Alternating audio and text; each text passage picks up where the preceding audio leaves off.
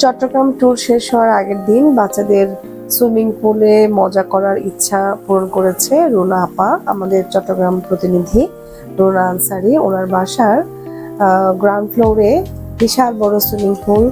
তো এটা আমি জানতাম না। রুনা আপাকে বললাম যে বাচ্চারা সুইমিং করবে, তো ওদেরকে চট্টগ্রাম বোট ক্লাবে পাঠাচ্ছি। তো উনি বললো যে না, কেন বোট ক্লাবে পাঠাবেন, আমার বাসায় তো অনেক বড় সুইমিং পুল আছে, ওদেরকে পাঠিয়ে দেন, ওরা মজা করবে।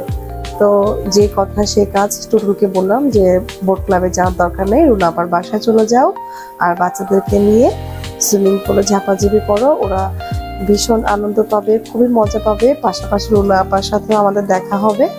আর রুনা আপাও খুব খুশি হয়েছে, তার বাসার সুইমিং পুলটা উনি ব্যবহার করার সুযোগই পান না, উনি খুবই ব্যস্ত মানুষ। তো আমার বাচ্চারা এবং তন্নির 2 মেয়ে, তন্নির হাজব্যান্ড, টুটুল, ওরা সবাই সুইমিং পুলে নেমেছে এবং এত স্বচ্ছ সুন্দর নীল পানি, মানে খুবই ভালো লাগছে আমার। আসলে রুনা আপার প্রতি অনেক থ্যাঙ্কস যে ওনার কারণে বাচ্চাদের সেই রাঙামাটি থেকে ফেরার পথে সবার খুব মন খারাপ যে সুইমিং করতে পারেনি, পললে যেতে পারেনি। পলল একটা রিসোর্ট ছিল, সেখানে আমরা স্টে করতে পারি নাই কারণ আমাদের তাড়া ছিল দ্রুত চলে আসার। তো সুইমিং পুলের এই যে আনন্দটা, এটা তারা পায়নি, সে থেকে মন খারাপ। ওদের মন ভালো করার জন্যই আমরা চট্টগ্রাম সিটিতে খুঁজে বেড়াচ্ছিলাম যে কোথায় গেলে ওরা একটু সুইমিং করতে পারবে।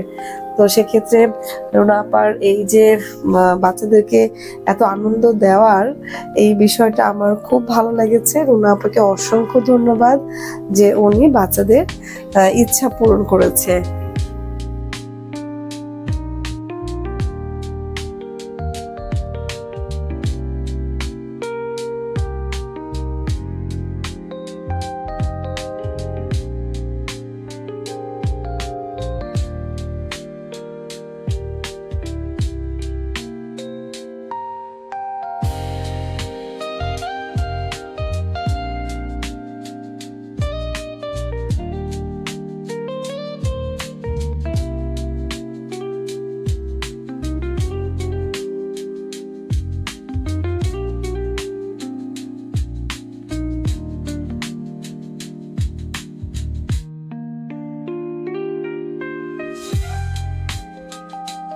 খুব মজা করেছে ওরা।